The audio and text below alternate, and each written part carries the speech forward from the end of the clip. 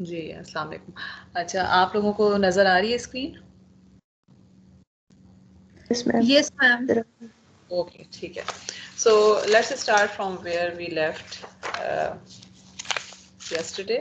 अब क्योंकि आप लोगों की जो है वो मेमोरी में फ्रेश ही होंगी चीज़ें, so we don't need to recap lot. हमने जो जहाँ पे स्टॉप किया था, we were talking about Gram Schmidt, और आज जो है वो हम वहीं से स्टार्ट करते हैं, ग्राम श्मिट से।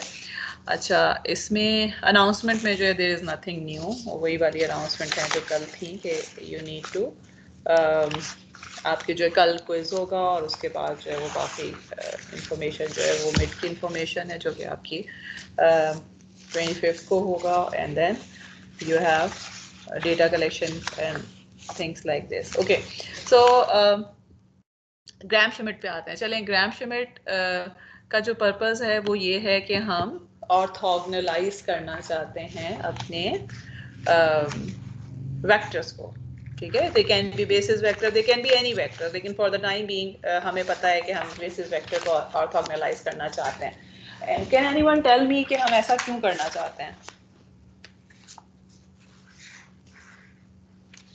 To make a computation easy.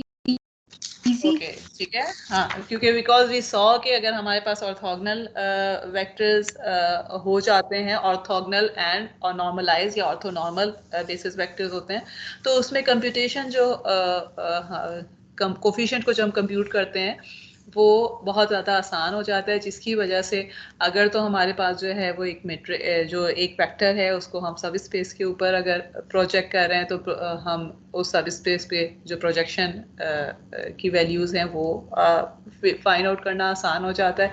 और अगर हम एक वेक्टर को उसी के कंपोनेंट की फॉर्म में लिखना चाहते हैं तो it also becomes easy, just because of the reason के हमारे पास जो वेक्टर्स हैं जिनके लीनियर कॉम्बिनेशन के तौर पे हम लिख रहे हैं एक वेक्टर को, they are orthogonal and orthonormal actually. So the end one way of orthogonalising the vectors is Gram Schmidt, जो कि आपने ऑलरेडी किया हुआ है already, so we will just talk about it very quickly, और उसकी एग्जांपल हम करेंगे।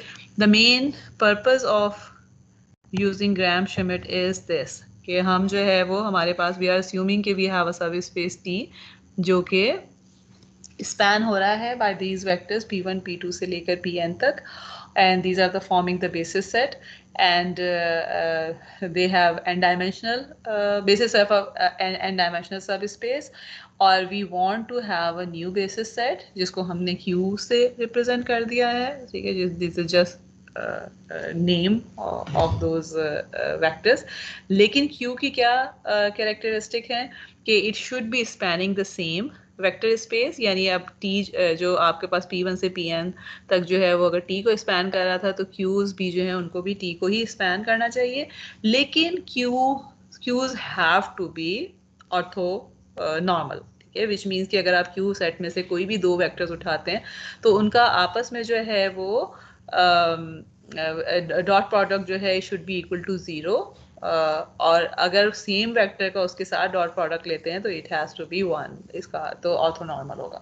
Okay, so the steps that we actually do is, let's suppose के मेरे पास जो वेक्टर्स हैं, जिस तरह अभी हमने बात की है कि p1 से लेकर p2 एंड सब मैम pn तक। जो क्यू जी जी, वेक्टर्स है मैम, क्यू वेक्टर्स हम खुद से अज्यूम करेंगे नहीं लाइक नहीं, अज्यूम नहीं करेंगे, अज्यूम नहीं करेंगे, हम p से q निकालेंगे, बट इन सच अ वे कि क्यूज आर ऑर्थोनॉर्मल। ठीक है, मतलब जाहिर है कि what we are saying is कि अब okay, so for example first करें कि मेरे पास दो ये वेक्टर्स हैं। ठीक है, आई have a vector like this and I have a vector like this. ठीक है, और मैंने ये एक दूसरे के ऑर्थोगोनल नहीं है। ओके, और let me just call them vector x i x prime and y prime, मैं इसको कह देती हूँ। ठीक है, they are not orthogonal to each other, but what I am saying is कि ये दो जो वेक्टर्स हैं they are spanning span of x है प्राइम एंड वाई प्राइम जो है, this is equal to R2 the whole space. ठीक है। द थिंग इज कि दिस इज पॉसिबल कि आपके पास दो वेक्टर्स जो है वो ऑर्थोगोनल नहीं है, लेकिन वो किसी भी वेक्टर स्पेस को जो है वो स्पैन कर रहे हैं, 2 डायमेंशन को, 3 डायमेंशन को, डिपेंडिंग अपॉन के आपने किस तरह से डिफाइन किया हुआ है। On the other hand I can have these vectors, ठीक है, लेट्स सपोज कि मैं इसको x कर देती हूँ और इसको y कह देती हूँ, again they are spanning the same R2, but these are orthogonal. So what we are trying to do is कि हम यहाँ से चल रहे हैं कि हमारे पास जो है वो दो वेक्टर्स हैं जो कि स्पैन एक स्पेसिफिक रीजन को कर रहे हैं। वी डोंट एक्चुअली नो कि उनके आपस में क्या रिलेशनशिप है इन वेक्टर्स का जो है, लेकिन ये कि वी जस्ट नो कि जिस भी हमने सेट, जिस तरह अगर हमने सब स्पेस एस की टी की बात कर रहे हैं तो दे आर स्पैनिंग सब स्पेस टी, लेकिन मैं इस ही एक्स प्राइम और वाई प्राइम को लेके चलना चाहती हूँ और एक्स वाई तक पहुंचना चाहती हूँ, so that I am still getting the same span, लेकिन x prime was not orthogonal to y prime, लेकिन x is orthogonal to y। ठीक है, कैसे करेंगे वी विल सी ना, कि ये जो हमने कल का जो लेक्चर किया था उसमें हमने खासी डिटेल में कुछ बातें की थी जो कि हम यहाँ पे यूज़ करेंगे, and we will actually see के ये चीज़ हम कैसे कर सकते हैं। बट दिस इज़ नॉट कि हम खुद रेंडमली चूज़ कर रहे हैं उसको, ठीक है। रेंडमली चूज़ करने का तो मतलब ये कि अगर मैं आपको कोई भी कह देती हूँ कि जी एन डायमेंशनल है वेक्टर स्पेस और ऑर्थोगोनल आपने जो है वो उसका बेसिस निकालना है, तो इसका मतलब है कि वो तो हमें पता है कि ऑर्थोनॉर्मल में जो है वो 0 1 0 0 0 0 1 0 0 एक स्टैंडर्ड है जो कि which is orthonormal basis vector always. लेकिन अगर मैं आपको ऑलरेडी कुछ दे रही हूँ और मैं कह रही हूँ कि अब इसमें से आपने निकालना है, तो इसका मतलब है कि I am not talking about the standard vectors, standard basis vector, I am talking about a set of vector जो कि मैंने आपको ऑलरेडी दिए हैं, and I have told you के these are spanning some region. लेकिन ये कि आप इनको ऑर्थोगोनलाइज करके स्पैन करवाएं वही रीजन, और ऑर्थोगोनलाइज क्यों करवाएं, बिकॉज ऑफ द रीजन कि we have talked about this thing a lot, के ऑर्थोगोनलाइजेशन जो है वो हमारी बहुत सी कंप्यूटेशंस को आसान कर देता है। So let's just focus on this Gram Schmidt में कि हम करना क्या शुरू करते हैं। ग्राम-श्मिट में हम सबसे पहले क्या कहते हैं, जो फर्स्ट वेक्टर है, देखें अब मेरे पास फॉर एग्जांपल यही एग्जांपल ले लेती हूँ, एक्स प्राइम है और वाई प्राइम है। अब जो पहला वेक्टर है वो तो मेरे पास, मैं एक्स को प्राइम को भी ले सकती हूँ, वाई प्राइम को भी ले सकती हूँ। दिस इज जस्ट सेइंग कि मैं अगर मैं एक्स प्राइम को ले लेती हूँ तो मैं ये कह रही हूँ कि मैं इसको पहला वेक्टर ले रही हूँ, दूसरा जो वेक्टर है वो मैं y को इस तरह से सॉल्व करूंगी समहाउ कि, यानी what I can say is कि x प्राइम को मैंने x ले लिया है, ठीक है, नॉर्मलाइज करने के बाद। लेकिन अब जो दूसरा मैं वेक्टर ले रही हूँ उसमें मैंने सोल्यूशन इस तरह से फाइंड आउट करना है कि y प्राइम के बजाय मुझे समहाउ ये y मिल जाए which is orthogonal to this x जो मैंने पहले चूज किया था, ठीक है। सो one thing that is important to remember here is कि आपको सेम सेट ऑफ वेक्टर्स से different set of orthogonal vectors मिल सकते हैं डिपेंडिंग अपॉन कि आपने स्टार्ट कहाँ से किया था, ठीक है। कि अगर फर्ज करें कि मैं x से स्टार्ट कर रही हूँ तो मुझे this is my first vector, उसका तो कोई रेफरेंस नहीं है ना, this can have any direction. दूसरा वेक्टर मैं ये चाह रही हूँ जो कि इसके ऑर्थोगोनल है। ऑन द अदर हैंड आप में से कोई ये कर सकता है कि ये वाला वेक्टर ले ले फर्स्ट वेक्टर, तो जो सेकंड वेक्टर होगा वो आप इसके ऑर्थोगोनल इस वाले से निकालना चाहेंगे, ठीक है। अब both of them are different. अगर आप देखें कि ओरिएंटेशन वाइज अगर मैं देखती हूँ और मैंने यहाँ पे कोई अपना जो है वो कोऑर्डिनेट एक्सिस बनाया हुआ है, तो ये एक्स वाई और ये x y they are entirely different, but they are orthogonal and they will be expanding the same vector space जो कि x prime और y prime कर रहे थे। This is the beauty of this thing कि आप जब orthogonalize कर रहे होते हैं तो आपके पास number of orthogonal basis sets आपको मिल सकते हैं, but they will be fulfilling the certain condition जो तो orthogonal की है। और इसका ना अपने जहन में अगेन मैं आपको बार बार एग्जांपल देती हूँ कि just try to imagine your room। तो इसकी एग्जांपल आप इस तरह ले सकते हैं कि अभी अगर आप अपने कमरे में बैठे हुए हैं तो for you देयर इज जो अब हमारा जो भी जो फ्लोर है जिसके ऊपर हम आप बैठे हुए हैं, जो जिस भी चीज़ के ऊपर है, अपने काउच पे हैं, बेड पर हैं, चेयर पे हैं, जिस चीज़ के ऊपर भी बैठे हुए हैं, लेकिन that is something which has a horizontal direction, और जो z एक्सिस है जहाँ तक छत जा रही है that is a vertical direction, ठीक है, एंड दे आर स्ट्रेट। लेकिन फर्ज करें कि ड्यू टू सम रीजन आपका जो घर है वो ऐसा हो जाता है कि 45 डिग्री के एंगल पे चला जाता है, या किसी और का जो है वो 30 डिग्री पे। अब आपके पास जो ओरिएंटेशन है, ये ऑर्थोगोनैलिटी तो चेंज नहीं हो रही, सिर्फ क्या हो रहा है कि उनकी जो आपका रेफरेंस पॉइंट था, जो स्टार्टिंग हॉरिजॉन्टल था, उसके हिसाब से वो सारी की सारी स्पेस जो है वो कहीं और मूव कर गई है, ठीक है। बट द थिंग इज कि जो आपस का रिलेशनशिप है this is not changing. So this is what we are saying here is कि आप जहां से स्टार्ट करते हैं उस पर आपने ऑर्थोगोनलाइज करना शुरू कर रहा है, और एक दफ़ा आपने ऑर्थोगोनलाइज कर दिया, उसकी कंडीशन जो है वो फुलफिल हो गई, तो नो मैटर आपके पास नंबर्स क्या आ रहे हैं, they don't matter as long as के कंडीशन जो है ऑर्थोगोनैलिटी की जो है वो फुलफिल हो रही हैं। एनीवे, सो जिस तरह मैंने पहले कहा है कि जो पहला स्टेप क्या हो जाएगा कि let's start with taking just any vector as our first vector. So मैं इसको कहती हूँ कि let me take first vector, जो मैं इसको डिफाइन कर देती हूँ E1, और मैं कह देती हूँ कि मैंने P1 को E1 ले लिया है, ठीक है। Okay, actually let me make a figure here also.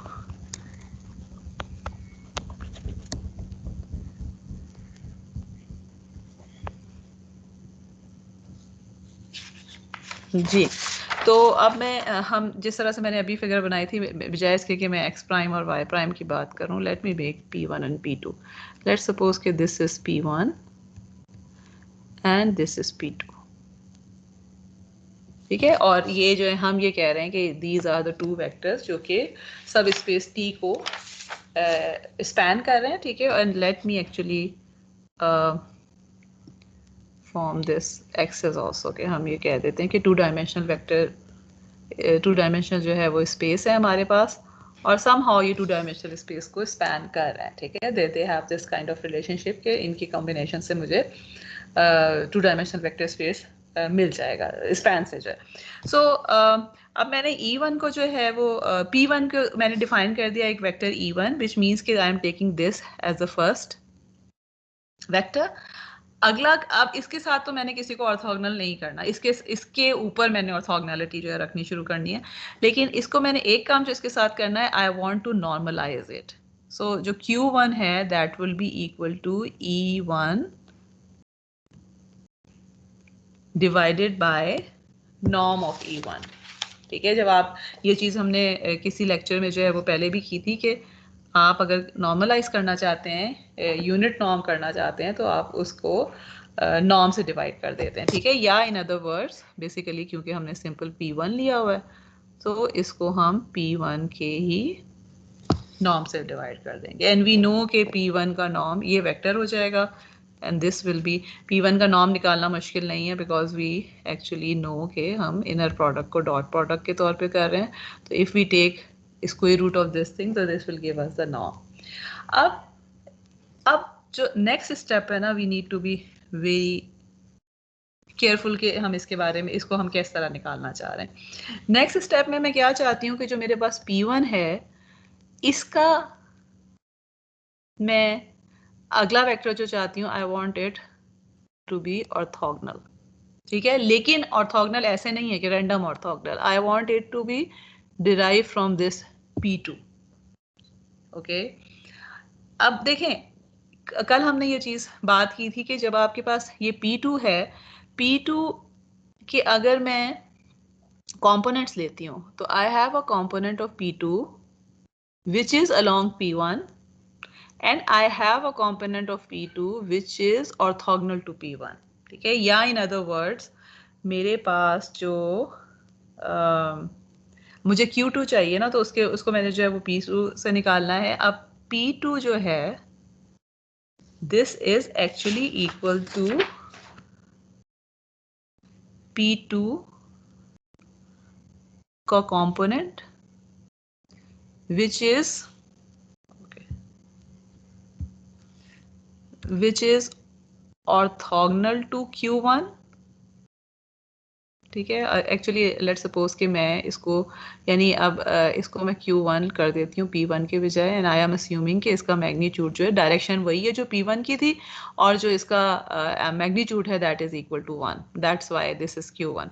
तो अब मेरे पास अगर ये Q1 वेक्टर आ गया है, तो आई have a component of P2 which is orthogonal to Q1 which is this component, and I have a vector component which is parallel to Q1 या along the direction of Q1। ठीक है, इसमें तो किसी को इशू नहीं होना चाहिए कि आपके पास, आप जहां पे भी प्रोजेक्ट कर रहे हैं, किसी भी वेक्टर के ऊपर प्रोजेक्ट कर रहे होंगे, आपको you will always get two things, कि one is along that and the other one is orthogonal to that।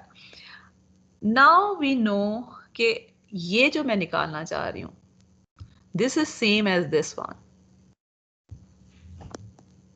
ठीक है, और अगर मैं इसको नॉर्मलाइज करना चाहती हूँ, तो इसका क्या मतलब है कि अगर मैं या इन other words what I am saying is कि मेरी जो रिक्वायरमेंट है, जो सेकंड वेक्टर मुझे चाहिए है, that is actually the vector which is the component of P2 that is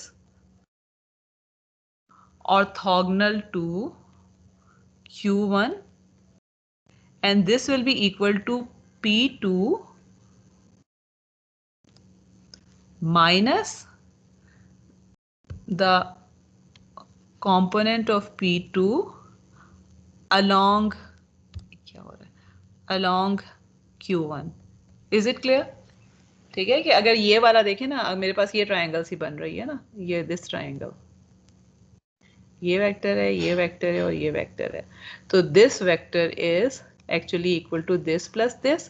तो अगर मैं ये निकालना चाहती हूँ, तो this vector would be equal to this vector minus this vector. Okay, so simple मैंने फॉर्मूला लिखा है। नाउ व्हाट वी नो, जो हमने कल किया था, कि अब ये वाला जो मेरे पास कंपोनेंट आ रहा है, this is the projection of P2 along Q1।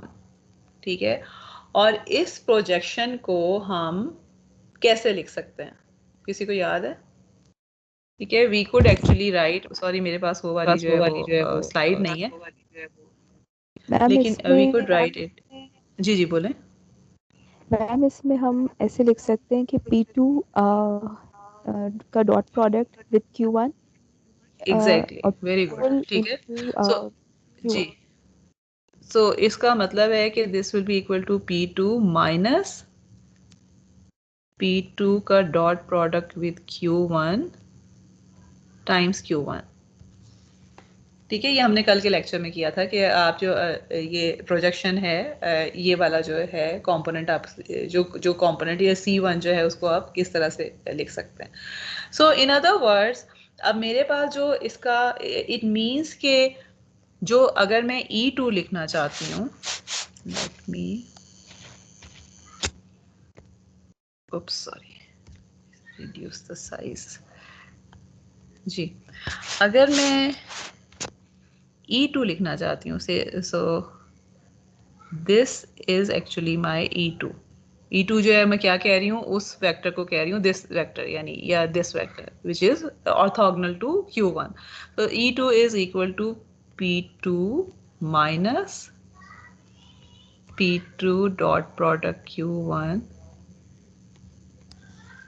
times Q1, and what will be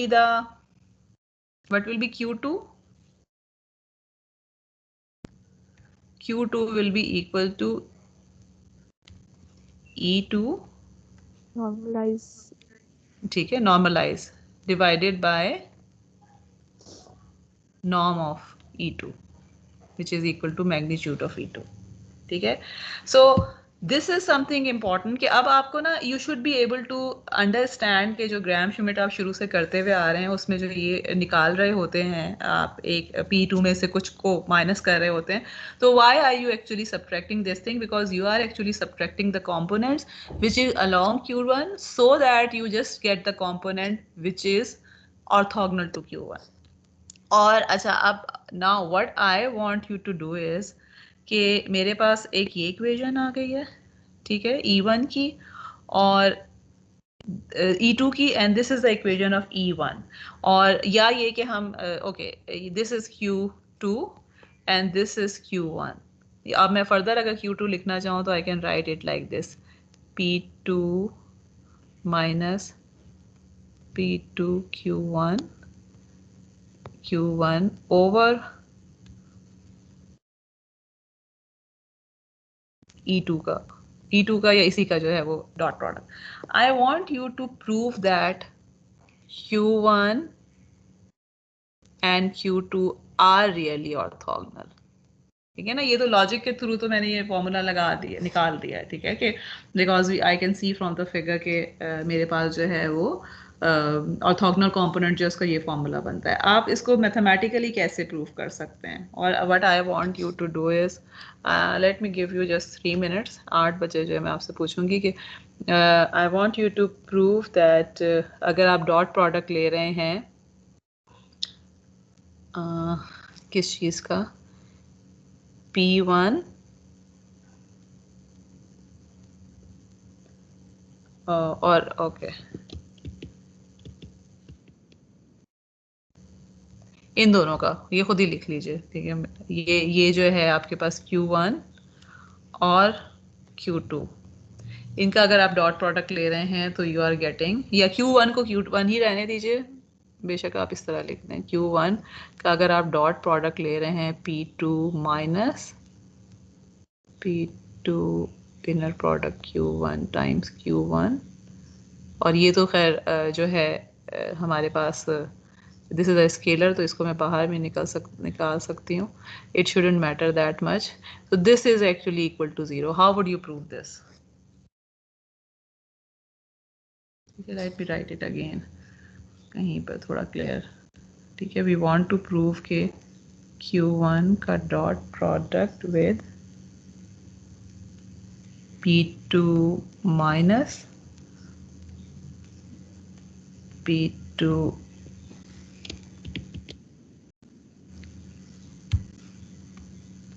Q1 into Q1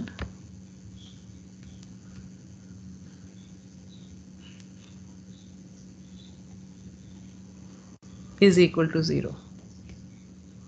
ठीक है, दिस इज Q2 की वैल्यू मैंने लिखी है ना.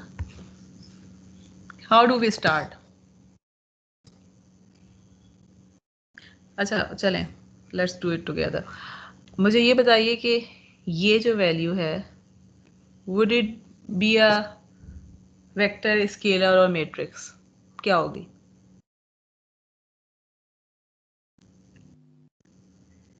P2 Q1 क्या आ जाएगा मेरे पास डॉट प्रोडक्ट, अगर मैं ले रही हूँ दो वेक्टर्स का डॉट प्रोडक्ट क्या होता है? स्केलर. जी स्केलर. स्केलर होगा, ठीक है. So I can, let me just write it just to make the things easier, let me write it as alpha. तो इसका मतलब है कि हम इसको इस तरह लिख सकते हैं, अल्फा Q1. हम इसको प्रूव करना चाहते हैं कि दिस इज इक्वल टू 0. मैंने इक्वेशन, हाँ यहाँ पे माइनस है, सॉरी ये माइनस है, ठीक है. अगर आपको याद हो डॉट प्रोडक्ट की हमारे पास क्या प्रॉपर्टी थी कि if you have x plus y का डॉट प्रोडक्ट आप z के साथ ले रहे हैं तो this is same as x dot product with z plus y dot product with z. So इसको मैं किस तरह लिख सकती हूँ, इसकी राइट हैंड साइड को Q1 dot product P2 minus Q1 dot product with alpha Q1, ठीक है. Again another property of dot product was कि अगर आपके पास एक स्केलर से आप मल्टीप्लाई कर रहे हैं तो you can take the scalar out. तो इन अदर वर्ड्स ये बच जाएगा Q1, मैंने कहीं पे कुछ छोड़ा तो नहीं है, Q2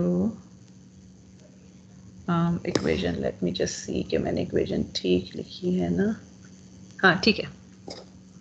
okay so it will B Q1 P2,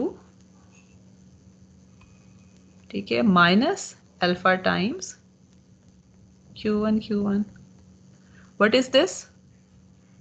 Q1 का inner product with Q1 ma'am 1 होगा 1 होगा ये, ठीक है। And what was alpha?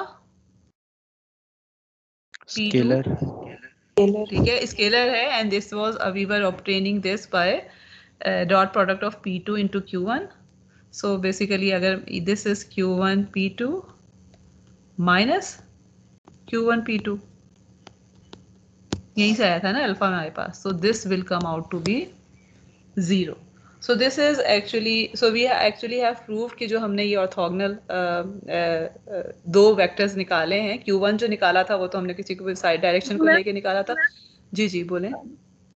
Last step दोबारा बता दीजिएगा। देखिए लास्ट स्टेप जो है वो मेरे पास क्या आया हुआ है, I have Q1 P2 minus alpha, ठीक है। एंड अल्फा हमने क्या किया था, alpha was equal to inner product of P2 Q1, इसको मैंने अल्फा रखा था ना। So I am just replacing this by inner product of Q1 P2 minus P2 Q1 कर लूँ या Q1 P2 कर लूँ, इट इज़ द सेम, ठीक है। ऑर्डर तो कुछ मैटर नहीं करता, तो these are same things, so it will come out to be 0, ठीक है। Okay so thank you. अच्छा, you're welcome. Okay, so now we have actually proved this thing that they are orthogonal, or and logically also we understand that they are actually the orthogonal vectors जो कि हमने non orthogonal से orthogonal कर दिया और normalize भी हम साथ साथ करते जा रहे हैं. So what should happen if I have 3 dimensions? ठीक है कि अब मेरे पास जिस तरह अब हम इसको जनरलाइज करना चाहते हैं ना, we want to go to n dimension. तो अगर मेरे पास फर्ज करें कि 3 डायमेंशन हो, या let me try to make a figure in 3 dimension, कि मेरे पास ये है, and what we are saying is कि let me just take के मेरे पास जो डायरेक्शंस हैं P, लेट्स सपोज कि मैं जो हूँ वो P3 मेरे पास ये है, ठीक है। अब मैं सारे तीनों नहीं बना रही, एंड P1 और P2 जो है ना वो हम ऑलरेडी उसको नॉर्मलाइज कर चुके हैं। हमने यहाँ पे Q1 ले लिया है और ये Q2 है, यानी जस्ट अस्यूम के जो हम पहले कर चुके हैं काम वो ये 2 डायमेंशन से, अब उसमें एक थर्ड डायमेंशन भी शामिल हो गया, तीसरा वेक्टर जो शामिल हो गया वो ये वाला हो गया। तो अब आप देखें कि इस केस में क्या हो रहा होगा, अगेन मेरा ये जो P3 है this will be equal to P3 का component which is orthogonal to this, ये जो मेरे पास ये है ना, ये जो बन रहा है, ठीक है। Again think about it as a room in which you are sitting, and this is a vector जो कि आपके पास जो है वो रूम में कहीं पे भी सेंटर में somewhere जो हैंग कर रहा है। तो इसका एक कंपोनेंट क्या होगा, I can always have a component which is orthogonal, ठीक है, and I will have components which are along Q1 and Q2, क्योंकि आपके पास जो है यानी इस वेक्टर ये जो भी मेरे पास फ्लोर है उसके 2 डायरेक्शन में होगा, और थर्ड वाला जो होगा यानी जो पैरेलल आपकी जो हम वो बात कर रहे हैं ना, कि जिसको हम मैंने ये कहा था कि g which is it will be something like this is a vector जो कि इन दोनों के कॉम्बिनेशन से बन रहा है, and this is in the vector space जिसको Q1 और Q2 स्पैन कर रहे हैं। So this is parallel to Q1 Q2 का वेक्टर है, and this is the vector which is orthogonal. So in other words, I can still write it as something and orthogonal to this space and parallel to this space, and I need this thing. So it means कि I need P3 orthogonal means कि P3 में से मैं minus करना चाहती हूँ ये वाला, एंड ये वेक्टर जो है यू कैन सी कि ये वेक्टर कैसे आ रहा है मेरे पास, ये और ये इन दोनों को ऐड करके आ रहा है, ठीक है। Because this is again imagination, I don't know कि आपको इस फिगर से कितनी समझ आ रही है, लेकिन आप अपने कमरे को अगर इमेजिन करते हैं कि अगर आपके पास फ्लोर के ऊपर एक वेक्टर मौजूद है तो इट विल हैव 2 कंपोनेंट्स, एक जो है वो एक वॉल की डायरेक्शन में और दूसरा जो है वो दूसरी वॉल की डायरेक्शन में, ठीक है। सो इट मीन्स कि अब मेरे पास what will be the equation, it will be this thing, ठीक है, कि P3 है, and then P3 में से मैंने माइनस क्या करना है, component along Q1 which is this P3 का component along Q1, ठीक है. So it means कि this will be P3 inner product Q1 times Q1 and P3 का component in Q2 direction. इन दोनों को मैं माइनस करूंगी तो मेरे पास जो चीज़ बचेगी that will be the orthogonal component. और उस orthogonal को कोई नॉर्मलाइज मैं कर लूंगी तो इसका मतलब है कि मेरे पास थर्ड ऑर्थोगोनल वेक्टर आ जाएगा, ठीक है. और इसको मैं अगर जेनेरिक टर्म में लिखना चाहूँ, अब ज़ाहिर है मैं ये समेशन मेरे पास एक P3 Q1 आ रही है, दूसरा जो है वो P3 Q2 के साथ Q2 आ रहा है and they are actually subtracted from P3.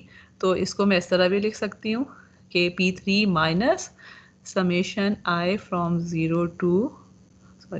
to 2 P3 times QI, P3 और QI का इनर प्रोडक्ट टाइम्स QI, ठीक है. क्योंकि आप देख लेंगे यहाँ पे Q2 था तो Q2 के साथ आ रहा है, Q1 के साथ आ रहा है, बिकॉज हम उसकी डायरेक्शन वाला कंपोनेंट ले रहे हैं ना. और इन अदर वर्ड्स हम अगर जेनेरिक करना चाहें, अगर इसको हम आगे लेके जाना चाहें, अगेन 3 डायमेंशन से ज़्यादा we can not visualise, but we know कि how is it happening. And now you understand this thing also कि they are mutually orthogonal. यानी अब आपके पास जो है Q1 Q2 के orthogonal है, Q1 Q3 के भी orthogonal है, Q1 Q2 आपस में orthogonal है. और and then again जिस तरह हमने पीछे प्रूफ करके देखा है कि Q1 और Q2 को orthogonal हमने प्रूफ किया है, आप इवन ये फॉर्मूलाज में अगर लगाएंगे you should be able to prove this thing also कि Q1 is just by mathematical manipulation you should be able to prove कि Q1 Q3 भी orthogonal होंगे, Q2 Q3 भी ऑर्थोगोनल होंगे एंड Q1 Q2 तो हैं ही ऑर्थोगोनल, ठीक है. So in general we have this equation कि अगर हम K सपोज करें कि ऑर्थोगोनल हमारे पास जो है वो बेसिस वेक्टर्स हैं जिनको हम ऑर्थोगोनलाइज करना चाहते हैं, या कोई भी वेक्टर्स हैं. बेसिस तो हम जो है वो इसलिए बात कर रहे हैं because we are dealing with basis vector, लेकिन कोई भी नॉन ऑर्थोगोनल वेक्टर्स अगर हैं उनको ऑर्थोगोनलाइज करना चाहते हैं तो you take the vector itself and then all the components you start with the first one और फिर second third fourth, यानी k को जो है वो I जो है वो आप k को जो है 0 के लिए करेंगे, फिर 1 के लिए, फिर 2 के लिए, and so you will keep on moving and you will keep on getting the values. और ये करने के बाद पहले जो है वो आप वेक्टर निकालेंगे and then you will keep on, there are 2 steps, ठीक है, कि पहले वेक्टर आपने निकालना है और फिर उसके बाद उसको ऑर्थोगोनलाइज करना है and then you will keep on getting the vectors which are mutually orthogonal. Okay, let's do an example. अब मेरे पास ये 3 जो है वो vectors हैं जिनको मैं ऑर्थोगोनलाइज करना चाहती हूँ, ठीक है. सो अब okay, these are continuous functions, so it means कि मेरे पास जो inner product है it will be defined as integral. हमें पता है कि डॉट प्रोडक्ट जो है इन केस ऑफ कंटिन्यूअस फंक्शंस जो है उसको हम इस तरह से डिफाइन करते हैं. और इस केस में जो है हमें नज़र आ रहा है कि एक्चुअली थोड़ा सा जो है वो मैंने वो लिखा हुआ है, लेकिन बेसिकली ये 3 तक है इसका और ये 2 तक जा रहा है और this the last one is going till 1. So P1T जो है this is non zero from 0 to 3. P2T जो है वो सिर्फ 0 से 2 तक है और P3T जो है वो 0 से 1 तक है. अब सबसे पहले जो है व्हाट एम आई डूइंग, देखिए पहला स्टेप जो है वो उसी तरह से है कि आई एम जस्ट अस्यूमिंग कि E1 जो है वो मेरे पास P1T है और इसके बाद जो है उससे मैंने, इसका मतलब है कि अगर मैं Q1 निकालना चाहती हूँ ऑर्थोगोनल कंपोनेंट, तो it will be equal to E1T over E1T का नॉर्म. और ये नॉर्म मेरे पास कैसे आ जाएगा, चलें ये मुझे अब कंप्यूट करके बताइए. What will be the norm of E1T where E1 is this thing. Okay, you should be able to do it in 1 minute. E1 क्योंकि हमने E1 को P1 ही लिया हुआ ना, यानी in other words P1T और P1T आप निकालना चाह रहे हैं. This is P1T. जी क्या होगा जल्दी से बताइए मुझे. Let's just take 1 minute. Formula क्या बनेगा, चलें कोई बताए आप में से क्या फॉर्मूला बनेगा. इंटीग्रल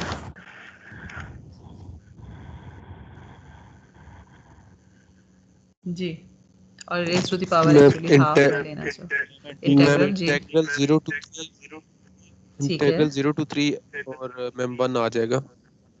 1 ये खाली dt फंक्शन आ जो है जाएगा 1 ना, में। ठीक है ना, हाँ जी, yes ma'am. Raise to the power half, ठीक है। 1 into 1 हो जाएगा which is 1, so this will actually come out to be 1/√3। So in other words मेरे पास जो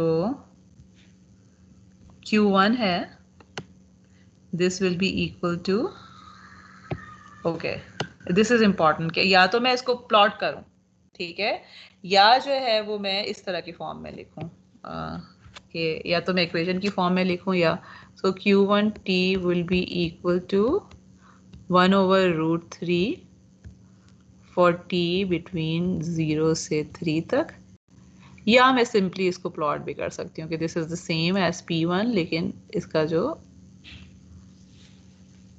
वो है जो इसका मैग्नीट्यूड है दैट इंस्टेड ऑफ 1 वो 1/√3 हो जाएगा। और आप देख भी सकते हैं कि अगर आप इसको जो है वो दोबारा से सॉल्व करते हैं, मतलब एरिया अंडर द कर्व जो है वो हमारे पास ये जो नॉर्म है इसका वो it should be equal to 1, और वो आ भी जाएगा हमारे पास अगर आप इसको सॉल्व करके बाद में देखते हैं। नाउ व्हाट अबाउट Q2, ठीक है, अब Q2 के लिए आई नीड जी जी मैम Q1t अंडर सॉरी मुझे आवाज नहीं आ रही आपकी, क्या कह रही हैं? मैम Q1t √3 आ रहा है मेरा, तो हम जैसे 3 - 0 करें और उसके बाद अंडर रूट करें तो नहीं, आपके पास मैम ये 1/√3 है। ओके लेट मी सी कि ये मैं, अच्छा ठीक है 1 और 1 है तो t dt आ जाएगा ना, और t का मतलब है कि आपके पास √3 आ रहा है, ठीक कह रही हैं आप, मेरा ख्याल है ये मैंने गलत लिखा हुआ है, यस मैम, एक्चुअली √3 √3 आना चाहिए, √3 आना चाहिए, ये मैंने गलत की हुई है कंप्यूटेशन, बिकॉज ये अगर वैसे √3 ना हो तो मेरा ख्याल है एरिया भी ओके आई डोंट नो मैंने जी एवरीवन एग्रीज विद दिस, सबको समझ में आ गया कि ये क्या, नहीं नहीं ठीक है, ओके सॉरी, ये वाली जो चीज है ना वो तो अब ये तो √3 ठीक कह रही है मगर Q1t सही है, सॉरी मैंने ये √3 आएगा मगर Q1 जो है that will B Q1t is ET over norm है ना, ठीक है, तो ये वैल्यू मैंने गलत लिखी हुई है लेकिन Q1 को मैंने ठीक लिखा हुआ है। Do you get it? Because E1 is equal to 1 from 0 to 3 and this thing is correct. ठीक है, ये वाला ये सही कर लीजिएगा, इसका नॉर्म जो है वो √3 के इक्वल है लेकिन एक्चुअल में जो Q1t है this will come out to be this thing same. अच्छा व्हाट अबाउट Q2t, पहले Q2 के लिए हमने पास अब नेक्स्ट स्टेप क्या है कि पहले मैं E2 अस्यूम करती हूँ which will be equal to P2t minus P2 का component in the direction of Q1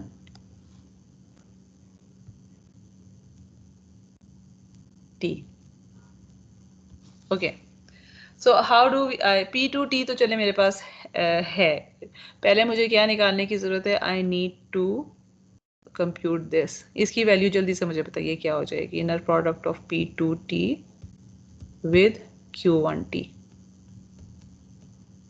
क्या बनता है, ठीक है, Q1T हमने यहाँ पे प्लॉट किया हुआ है, P2T यहाँ पर है, ये चले फॉर्मूला बता दें मुझे क्या बनेगा इसका formula. Ma'am integral 0 to 2 integral 0 to 2, और देखिए अगर आप में से किसी को जो है ना किसी स्टेप पे लगता है कि ये जो चीज़ हम कह रहे हैं वो गलत है या आपको समझ नहीं आ रही, please feel free to ask, क्योंकि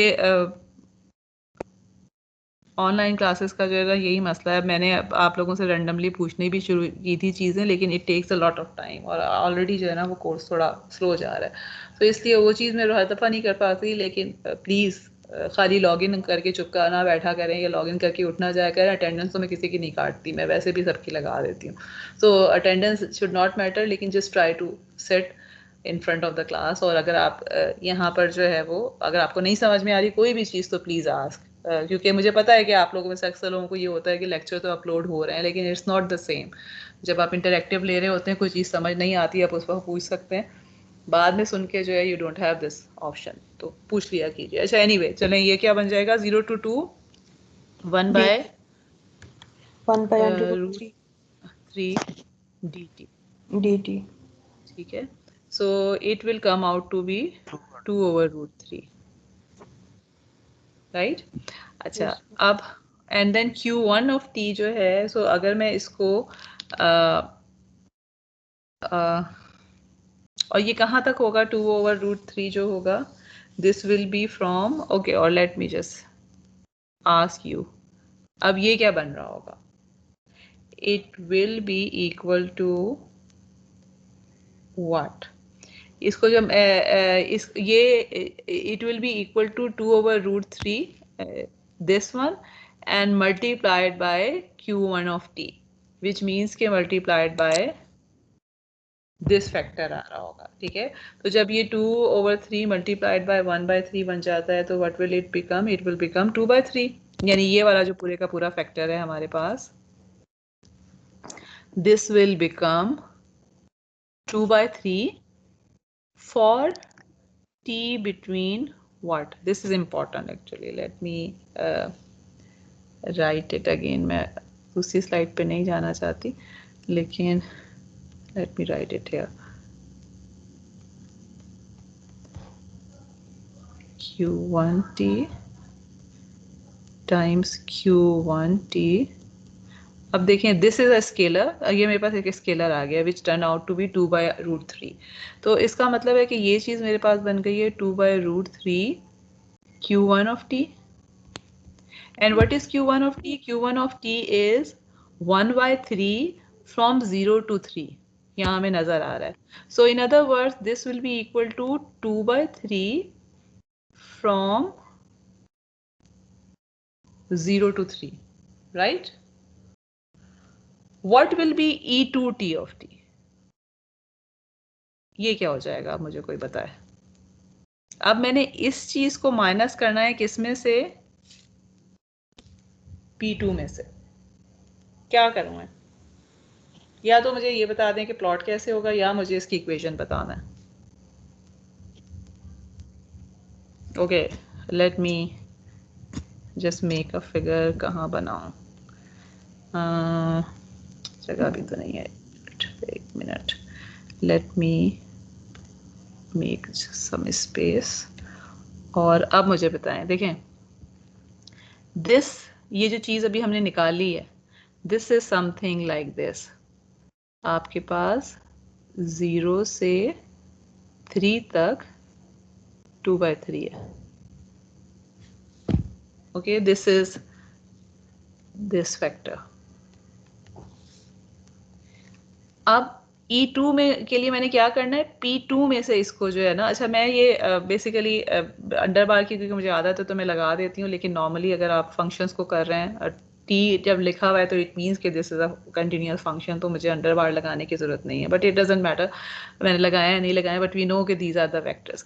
अब P2 जो है, this is something from 0 to 2 1। अब मैं आपसे ये पूछ रही हूँ कि E2t क्या बन जाएगा? अगर मैं E2t को सिर्फ प्लॉट करती हूँ, लेट्स सपोज के हम इसकी इक्वेशन तो बाद में लिखते हैं, अगर मैं प्लॉट करूँ तो ये क्या बनेगा? Ma'am what will it become? अगर इसको प्लॉट करेंगे तो 0 से 2 तक ये 1/3 होगा, और फिर 2 से 3 ये 2/3 होगा। जी देखें, अब जो है ना मेरे पास, okay, so how is it coming? मेरे पास जो 2 तक वैल्यू है, 2 यहाँ पे कहीं जा रहा है ना, मेरा 2 जो है बेचारा बहुत इम्बैलेंस हुआ है। So let me actually do something with 3, इसको मैं आगे कहीं तक ले जाती हूँ। Okay, so this is 3। So what is actually happening कि अब यहाँ तक जो वैल्यू है आपके पास 1 में से 2/3 माइनस हो रहा है, और ये जो P2 है ये 2 से 3 तक 0 है। सो इसका मतलब क्या है कि इसमें 0 में से 2/3 माइनस हो रहा है। सो E2T जो है वो 2 पार्ट्स में मेरे पास आएगा। ये वाला जो पार्ट आएगा 0 से 2 तक, this will be equal to 1 minus 2/3, और जो 2 से 3 तक आ रहा है that will be equal to 0 minus 2/3। ठीक है, तो this would be something like this, और ये t है यहाँ पर। या इसको अगर मैं in terms of equation लिखना चाहूँ तो I can write it as 1/3 for t between 0 से 2 and minus 2/3 for t between 2 to 3। ठीक है, and this is what we actually can see from here also, कि यहाँ पे मैंने जो है वो ये लिखा हुआ है। नेक्स्ट स्टेप क्या हो जाएगा, अब ये E2T हमारे पास आ गया। नेक्स्ट स्टेप में हमने इसको नॉर्मलाइज करना है। Okay, I would not actually do the computation, ये आपका काइंड ऑफ होमवर्क है कि आप खुद करके देखेंगे, और नहीं देखेंगे तो it's up to you, because I want to move forward with 1 or 2 more things. एक और एग्जांपल करके जो है वो थोड़ी सी मैं एटलीस्ट इस टॉपिक को वाइंड अप आज करना चाह रही हूँ। सो अब नॉर्मलाइज करने के लिए जो है, जस्ट रिमेंबर दिस थिंग कि E2T हमारे पास आ गया है। अब आपने जो है वो उसका नॉर्म कंप्यूट करना है। नॉर्म कंप्यूट करते वक्त भी आप देखें कि 2 पार्ट्स में मैंने डिवाइड किया हुआ है, बिकॉज ऑफ द रीज़न कि मेरे पास जो था वो इस तरह का फंक्शन था। तो जब मैं इसको इसी के साथ मल्टीप्लाई, नॉर्म करने का क्या मतलब है कि हम इसको इसके साथ ही मल्टीप्लाई कर रहे हैं। सो यहाँ पर जो था दिस वाज 1/3 से 1/3 था, तो इट मीन 0 से 2 तक 1/9 आना चाहिए, और 2 से 3 तक जो है वो 4/9 आना चाहिए। मुझे जो है वो नज़र आ रहा है। ठीक है, और उसके बाद जो है नॉर्म का मतलब है कि मैं उसको इंटीग्रेट कर रही हूँ इस तरह से करके, and then I would be getting this thing. और इससे जब मैं डिवाइड कर दूंगी तो ये मेरे पास Q2 आ जाएगा। ठीक है, what you should actually try to do yourself is, एक तो ये कि आप इसका नॉर्म कंप्यूट करें, ये जो फॉर्मूले मैंने दिए मैं इसके लगा के, and then try to check actually कि they are orthonormal, which means कि Q1 और Q2 का आप डॉट प्रोडक्ट लें and it should be giving you a 0। So अगर आपके पास कोई क्वेश्चन आ जाता है असाइनमेंट में या क्विज में या एग्जाम वगैरह में, और आपसे ये पूछा जाता है कि आर दे ऑर्थोगोनल और नॉट, तो कुछ करने की जरूरत नहीं है, just take the dot product of the 2 vectors, और वो 0 आ जाए तो इसका मतलब ऑर्थोगोनल है। And this should be a check for your computation also, कि अगर फर्स्ट करें मैं आपको कहती हूँ कि जी ग्राम श्मिट लगा के आप ऑर्थोगोनलाइज करें एंड यू फील कि जी कंप्यूटेशन जो है वो पता नहीं एंड में सही आ रहे हैं रिजल्ट के नहीं, तो दिस इज अ चेक कि आपके पास जो भी एंड में रिजल्ट आ रहे हैं उनका आप एक दूसरे के साथ डॉट प्रोडक्ट ले रहे हैं। अगर वो जो है वो 0 आ जाते हैं तो इसका मतलब है कि दे आर ऑर्थोगोनल, अगर नहीं आता है तो इसका मतलब है कि दे आर नॉट ऑर्थोगोनल। और इस केस में जो है फिलहाल मैंने सिर्फ 2 को किया है ऑर्थोगोनल, Q1 और Q2 लिया है। अब next step should be to find Q3 also. ठीक है, और वो ये तो खैर मैंने वही वाली चीज़ प्रूव की हुई है कि ऑर्थोगोनल है। ठीक है, I won't do this again, क्योंकि हमने जो है वो ऑलरेडी वी नो के ऑर्थोगोनल किस तरह से प्रूव करते हैं। तो just put the values in the formula and you should be able to get 0 अगर ये के ऑर्थोगोनल हैं, और अगर नहीं है तो सॉरी यहाँ पर मैंने ये मेरा ख्याल दूसरी एग्जाम्पल शुरू हो गई है या मैंने कुछ मिस किया है, लेट मी सी। ओके, मैंने यहाँ लिखा हुआ है prove it yourself. Okay, find Q3, ठीक है मैंने लिखा हुआ है, so you should be able to find it yourself, क्योंकि वो थोड़ी सी कंप्यूटेशन ज़्यादा हो जाएगी। नॉर्मली एग्जाम्स वगैरह में मैं इतनी ज़्यादा नहीं देती, लेकिन आई वुड एडवाइस कि just for the practice do it yourself. Q3 को फाइंड आउट करें, एंड देन जिस तरह अभी मैं कह रही थी कि your check for the proof कि ये एक दूसरे के ऑर्थोगोनल हैं, this is that QI and QJ should be equal to 0 इनका inner product for I not equal to J, and I equal to J के लिए they should be equal to 1। Okay, another simple see example है, ये वाली example जो है वो हमने कंटिन्यूस डोमेन में बात की थी। अगली एग्जांपल जो है this is very simple and this is in the discrete domain, कि मेरे पास जो है वो अच्छा ये एग्जांपल जो है मेरा ख्याल है कि इसमें से मेरे पास जो एग्जाम्पल का क्वेश्चन था वो समहाउ जो मैंने पिक्चर ली है उसमें नहीं आया या इसके एंड में होना चाहिए। है okay. So we have actually P1 is 1 3 and P2 is -1 and 2 and we just want to find the orthogonal vectors from these two vectors। और उसके लिए जो है what I am doing is कि ये उससे ज़्यादा आसान एग्जाम्पल है जो हमने पीछे की थी कि I am starting with one vector, उसको मैंने एज अ P1 लिया है, E1 लिया है, then I have normalise this thing, और फिर जो हमने इक्वेशन पीछे देखी थी वहाँ से जो है वो हम E2 निकाल रहे हैं, उसको नॉर्मलाइज कर रहे हैं, and these two are come out to be orthonormal basis orthonormal vectors. ये एग्जांपल भी आप खुद करके देख लीजिएगा, this should be very simple as compare to this, और वो वाली भी हम ऑलमोस्ट पार्शियल कर चुके हैं। अच्छा, Now I want to talk about some standard orthonormal basis। आप लोगों के जहन में कुछ आता है? आप लोगों ने आज तक जितने भी वो पढ़े हैं,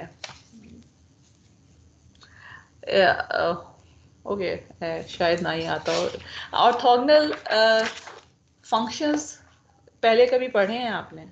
और साइन कोसाइन को ऑर्थोगोनल के तौर पे कभी पढ़ा है आपने DSP वगैरह में? नहीं? ओके। अभी आप लोग ADSP में क्या कर रहे हैं? आजकल कौन सा टॉपिक कर रहे हैं? फोरियर सीरीज कर रहे हैं। फोरियर सीरीज कर रहे हैं, तो फिर तो डेफिनेटली आप हाँ इसकी टाइम फोरियर सीरीज। तो फोरियर सीरीज में जो आपके पास अच्छा वैसे जो साइन कोसाइन फंक्शंस होते हैं, आर दे ऑर्थोगोनल और नॉट? अगर आप एक पीरियड की अगर आप बात करते हैं साइन और कोसाइन में, अगर उसका इनर प्रोडक्ट लेके और उसको आप ज़ीरो इनर प्रोडक्ट लेते हैं, तो would it be equal to 0 और नॉट? इनर प्रोडक्ट का क्या मतलब है कि you are taking area under the curve after multiplying. Okay, what I am saying is कि जी कि आपको शायद ये चीज़ पता नहीं है, लेकिन if you think about this, आपके पास this is sine one period के लिए एंड दिस इज कोसाइन, ठीक है?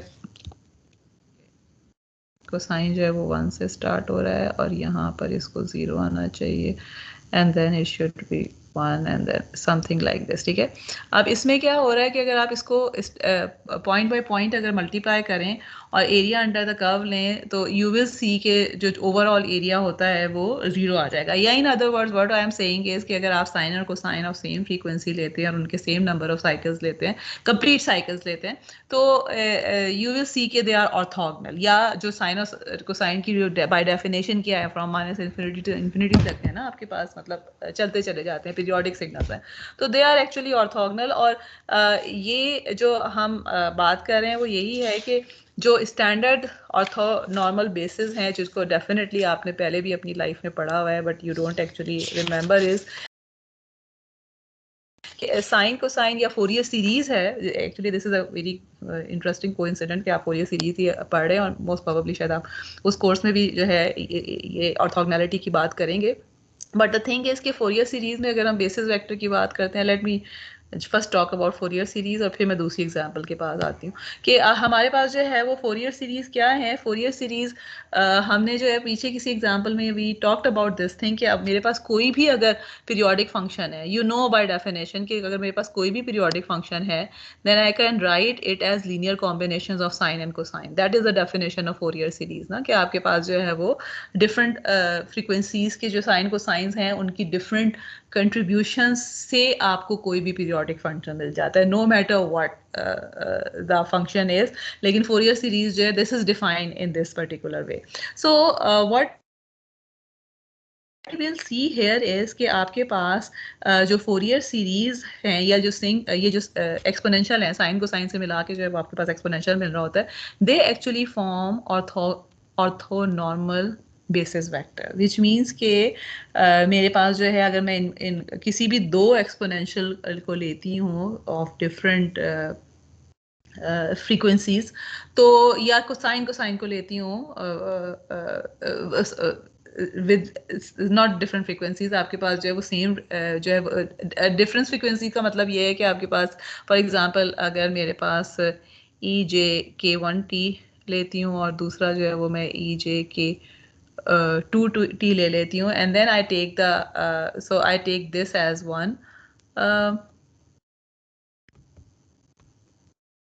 vector, basis, not basis vector necessarily, just one vector and then p2t is another vector. और उसके बाद जो है मैं इनको इनका इनर प्रोडक्ट लेती हूँ, तो this they will come out to be 1 if k1 is equal to k2, and they will be equal to 0 if k1 is not equal to k2. ठीक है, which means okay, so let's just prove this thing. और so it means कि जो ortho आप Fourier series में जो exponentials हैं, they are actually forming the orthonormal basis for the set of periodic signal. और इसकी मैं let's just read the statement also कि if we have the vector space between any point from a to b जो continuous function है, and t is the subspace with periodic function with period 2 pi. तो इस case में जो है मेरे पास ये फंक्शन जो है they follow the orthonormal basis. और इसका जो है वो proof is very easy. I start with again p1 मैंने लिया है, pk1 मैंने क्या हुआ है बिकॉज यहाँ पर मैं k1 ले रही हूँ और k2 ले रही हूँ, but it shouldn't matter, p1 p2 भी हम इसको ले सकते थे. और उसके बाद मैंने इनर प्रोडक्ट लिया है, जो मेरे पास इसका वो डिफाइन है, स्कोप है या जो ड्यूरेशन है, that is we have just talked about this thing कि 2 पाई के ऊपर हम बात करें, पीरियड एक कंप्लीट पीरियड के 2 पाई कर लें, 0 से 4 पाई कर लें, 6 पाई कर लें. बट द थिंग इज़ कि आप कोई भी अगर कंप्लीट जो है वो पीरियड्स ले रहे हैं तो it should be equal to 0. और this is something very simple to prove कि मेरे पास it will come out to be e raised to the power j k1 minus k2t, and if k1 is equal to k2, so this is equal to e raised to power 0t, which is actually 1. so अब मेरे पास normalising factor जो है 1/2 pi है, ये integral will be 2 pi, so it will come out to be 1. और जब ये k1 k2 के इक्वल नहीं है तो it will be something which is, but we are assuming कि this is actually complete cycle. तो जब हम उसको इंटीग्रेट करेंगे तो वी विल अगेन साइन को साइन है, they will cancel out and we will always be getting 0. So this is forming orthonormal basis set. लेकिन एक चीज़ जो आप याद रखिएगा वो ये कि these are form an orthonormal basis set when I am normalizing it by a factor of 1/√2 pi.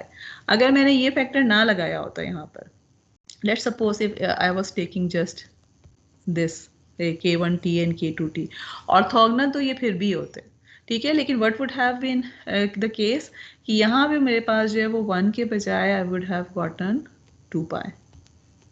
ठीक है, तो नॉर्मलाइज नहीं होते. तो ये जो है मे बी आप लोगों को जो not only in this case, different situations में जो है देयर आर सम फैक्टर्स जिससे हम मल्टीप्लाई कर रहे होते हैं और जिसके लिए नॉर्मली ये वर्ड यूज़ हो रहा होता है कि जी these are the normalising factor.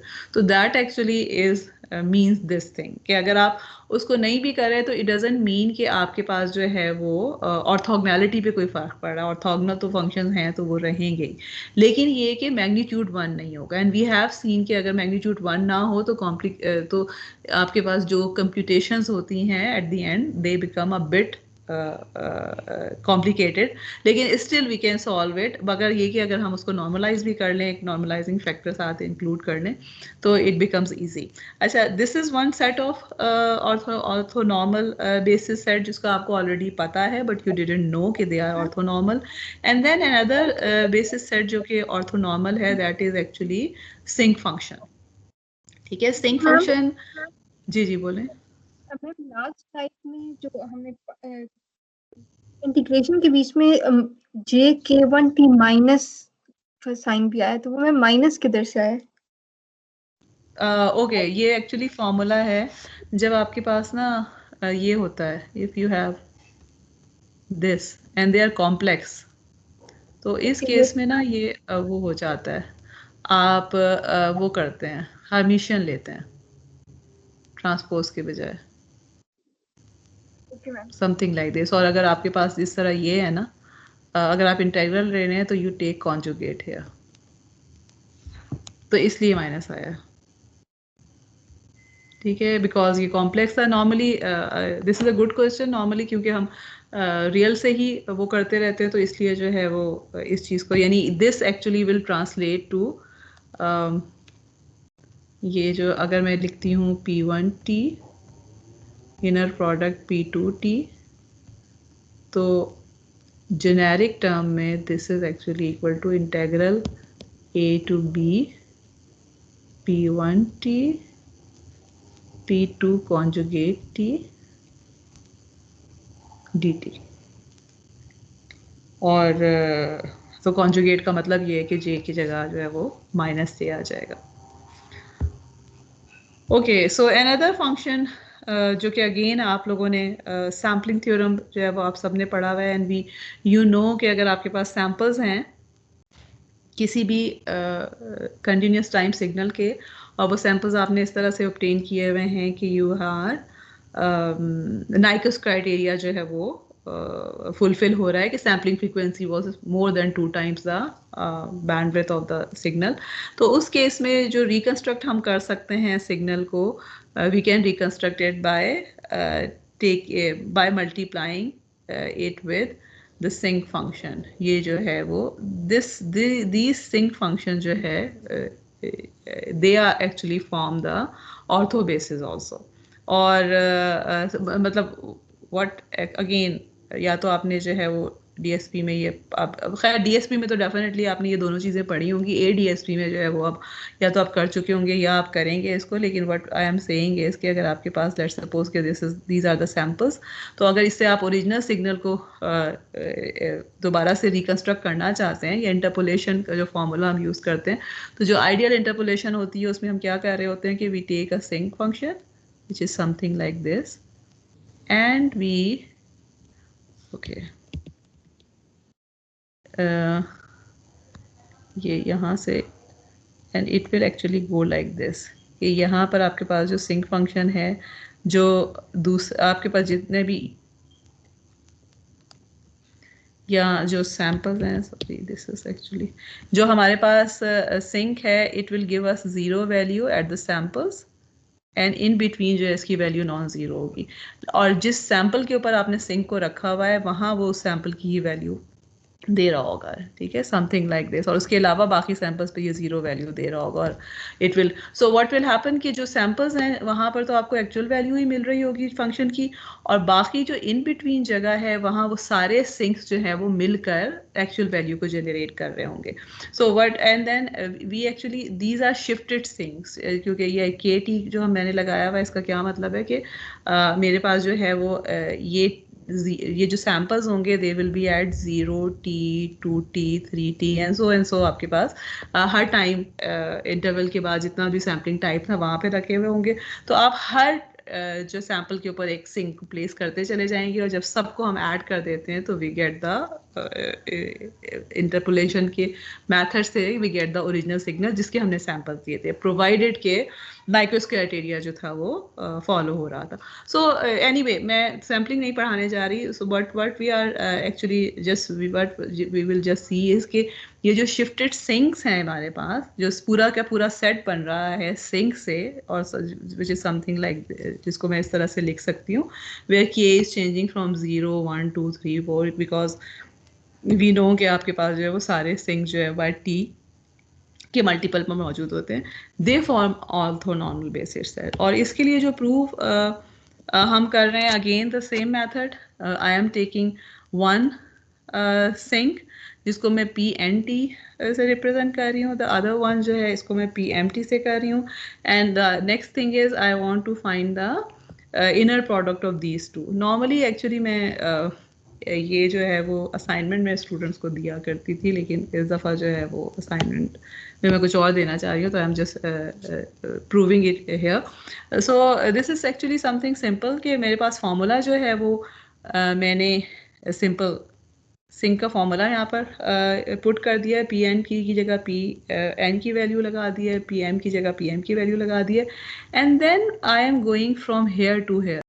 Now this is actually something जो कि मैं पार्सेवल थ्योरम को यूज़ करके लिख रही हूँ, ठीक है। और अगेन पार्सेवल थ्योरम हम आगे जाके थोड़ा सा जो है उसको पढ़ेंगे, but can anyone just tell me, ये वाला पार्सेवल थ्योरम तो चले आपको समझ में आ रहा है कि नहीं आ रहा, लेकिन पार्सेवल थ्योरम आप लोगों ने कहीं ना कहीं पढ़ा होगा, डीएसपी में पढ़ा होगा, सिग्नल एंड सिस्टम में पढ़ा होगा, और मैं एडीएसपी की बात नहीं कर रही, ठीक है। एडीएसपी जो अभी आप पढ़ रहे हैं ना, तो इसमें कुछ चीज़ें जो है वो आप अभी कवर कर चुके होंगे, कुछ आप आगे कर रहे होंगे, मगर पार्सेवल पढ़ा हुआ है ना किसी प्रॉपर्टी के केस में। Can anyone tell me what does Parseval theorem says in terms of Fourier series या Fourier transform या Z transform के केस में? जी, किसी को थोड़ा सा भी याद है कि पार्सेवल थ्योरम क्या कह रहा होता था?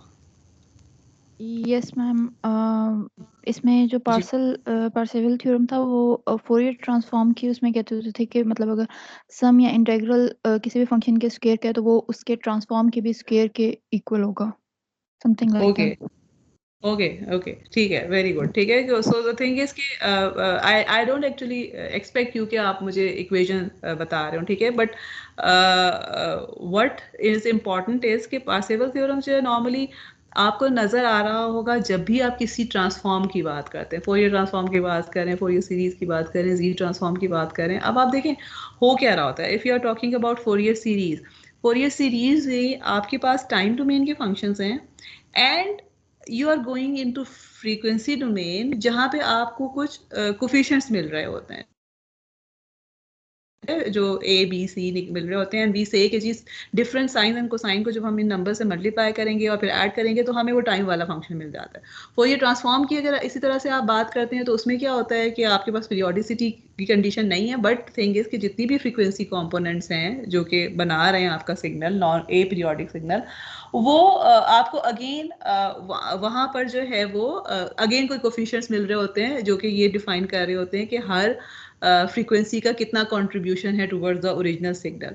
द थिंग इज कि इट मीन्स कि जब आप ट्रांसफॉर्म डोमेन में जा रहे हैं तो you are actually going from time to frequency, और आपके पास जो लेट्स सपोज के एक्स टी और वाई टी जो अगर आपके पास सिग्नल्स थे तो you are getting some coefficients a k's and b k's आप कर रहे हैं, and then you are saying कि एक्स टी जो है वो भी linear combination of sine cosine से मिल रहा है, वाई भी लीनियर कॉम्बिनेशन के साइन और कोसाइन से मिल रहा है। But the important thing is कि but the Parseval theorem says is कि जो एनर्जी आपके पास इन सिग्नल्स में थी it will remain the same, it will just be transformed in another form. Again ये वाली जो चीज़ है ना, there are so many things जो कि आपके कोर्स में आ जाती है which I just mentioned कि अच्छा आप आगे जाके जो इसको पढ़ेंगे and this is important, लेकिन ये कि चीज़ें जो है मतलब कंप्यूटेशन इज समथिंग डिफरेंट, कि वो तो हम ज़ाहिर करते ही हैं जब हम मैथ की बात करते हैं।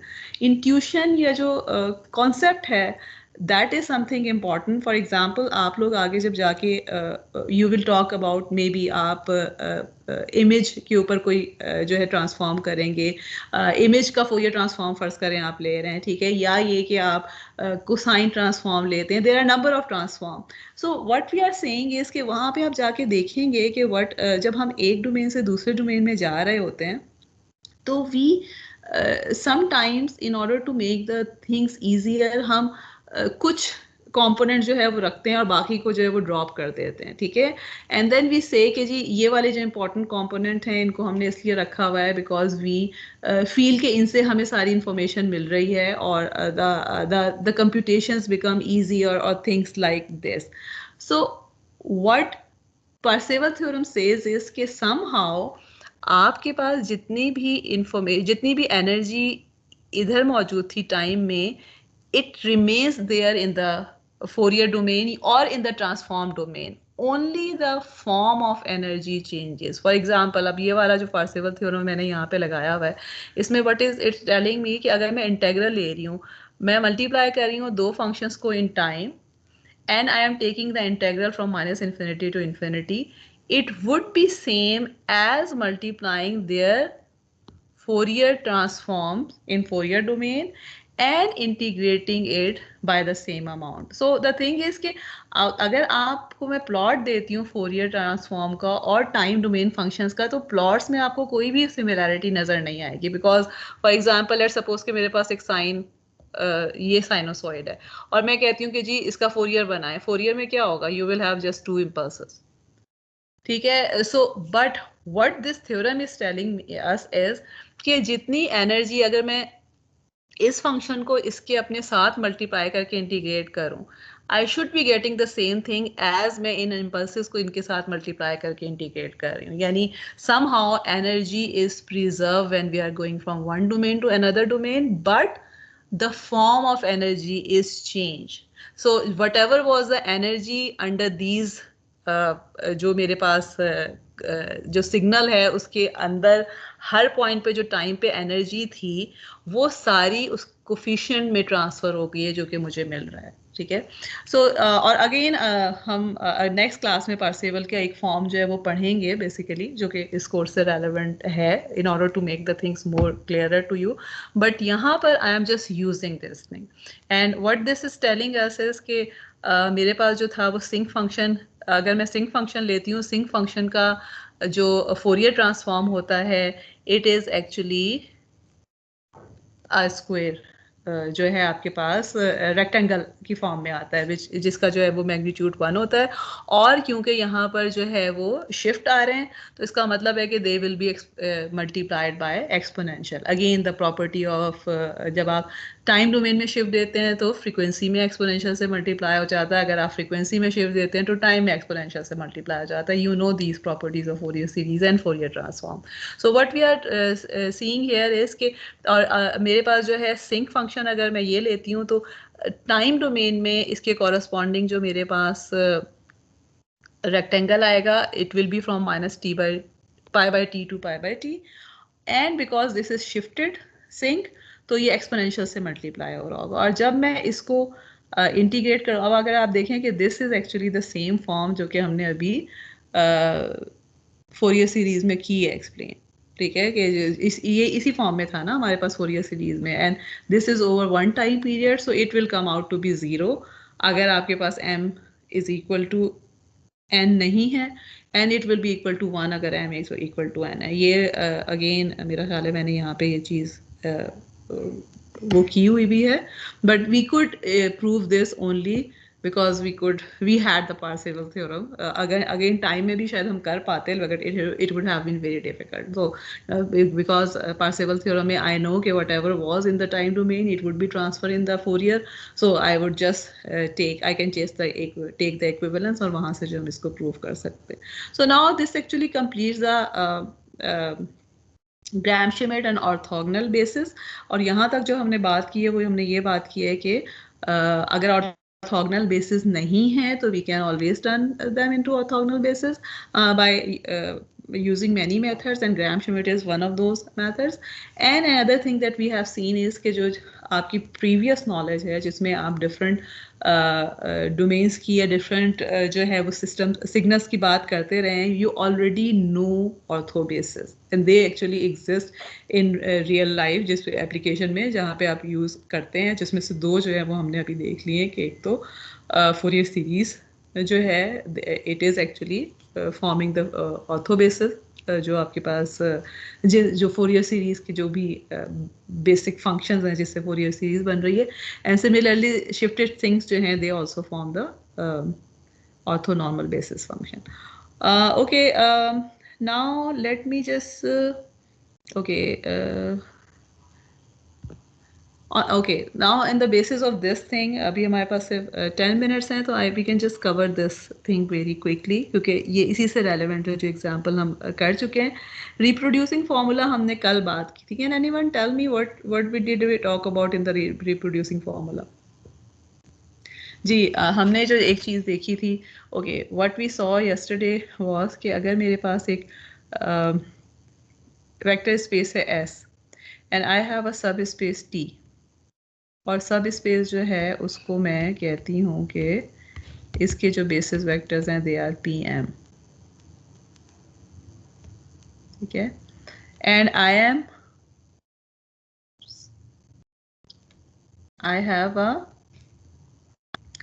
Vector X belonging to S और इसका मैं अप्रोक्सीमेशन लेना चाहती हूँ इन T, ठीक है। और अगेन द सेम प्रॉब्लम जो कि हम शुरू से लेकर अभी तक हैंडल कर रहे हैं कि आई वांट, तो x will be equal to x hat plus the error vector, and x hat किसके इक्वल आ जाता है, x hat is equal to c1 p1 plus c2 p2 plus so and so cm pm।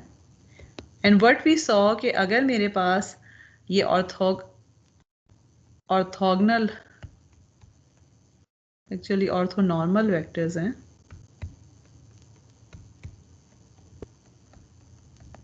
then in that case this will become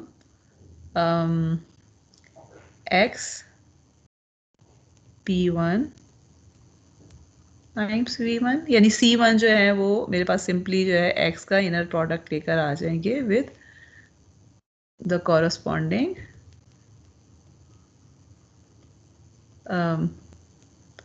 vector जो basis vector, ठीक है।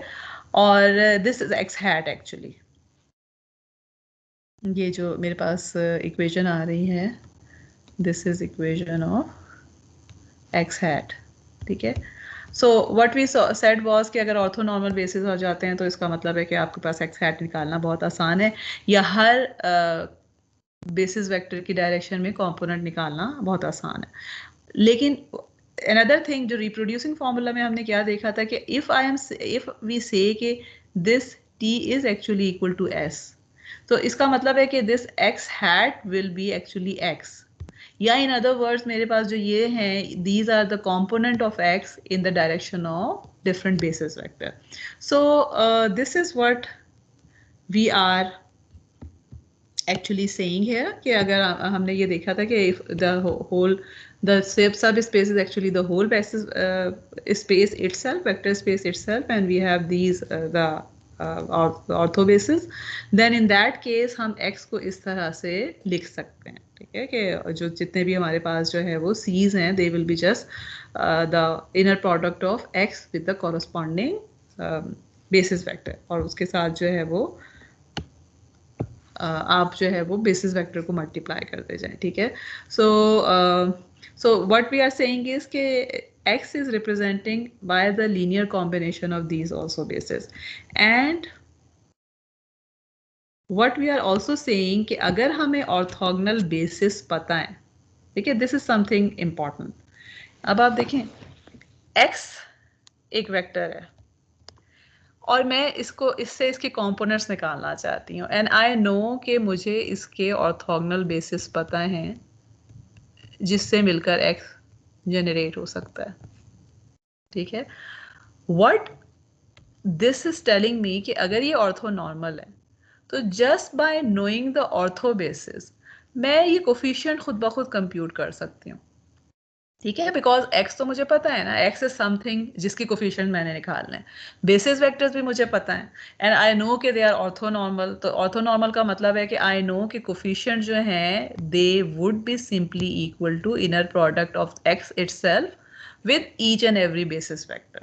So it means कि just by knowing these two things you can get all the components of x, या जो coefficients आप जिससे x मिलकर बना हुआ था वो coefficients आप जो है इस फॉर्मूले के थ्रू जो है वो कंप्यूट कर सकते हैं। And what we are saying is कि अगर हमारे पास x और pi अगर मौजूद हैं तो we can recreate x in form of its component, ठीक है। And this is what you actually do again in case of sync function or in case of Fourier series, ठीक है, कि आपके पास okay let me actually go through here, जो जिसमें आपको जो है वो और let actually just read this again so that it can sink in कि हम क्या कह रहे हैं कि if we have these certain things are true कि हमारे पास जो सब spaces, this is the whole vector space, उसके हमने basis vector पता है and they are orthonormal basis vector, then in that case just by knowing the orthonormal basis vector we can always compute the coefficients of x जो कि different direction में होंगे, and what we are saying is कि so given x and pi, we are transforming x into a set of number. ठीक है, for example what we are saying is कि okay what I am saying is कि अगर फ़र्ज़ करें कि मेरे पास x जो है वो 1 और 2 है, ठीक है, और बेसिस वेक्टर मैंने आपको दे दिए हैं 1 0 and 0 1. So what this is telling me, अगर मैं आपको ये अगर मैं आपको ये कहती हूँ कि जी C1 अब x जो है this is equal to C1 P1 plus C2 P2. अब मुझे आप C1 और P1 दें, तो how can you compute C1 P1? You will just take the, it will give you C1 and then inner product of x with P2 and this will give you C2, which is actually something हमें यहाँ से नज़र आ रहा है ना कि basically अब inner product का क्या मतलब है कि मैं 1 और 2 को मल्टीप्लाई करूँगी 1 0 से, so I will get the coefficient in x direction, और 0 1 से अगर करती हूँ तो I will get the coefficient in y direction. So what we are saying is कि अगर हमारे पास x, we can transform x into the set of numbers. What numbers? जिनको हम coefficient कह रहे हैं, ठीक है, and then we can recreate x with these numbers. So we can work in both directions कि आपके पास अगर x और ऑर्थोनॉर्मल बेसिस मौजूद हैं तो वहाँ से आप कोफिशिएंट डायरेक्ट नहीं निकाल सकते हैं, और कोफिशिएंट आपने निकालनी है तो वहाँ से आप x को रीजनरेट कर सकते हैं. And this is what you do in case of again sinc function and Fourier series. ठीक है, so what we are saying is कि let's suppose कि मेरे पास x जो है वो कोई फंक्शन है जिसको मैं राइट करना चाहती हूँ in terms of its basis vector, या मैं उसके कंपोनेंट्स निकालना चाहती हूँ in the direction of all the sinc functions जो कि मेरे पास मौजूद हैं.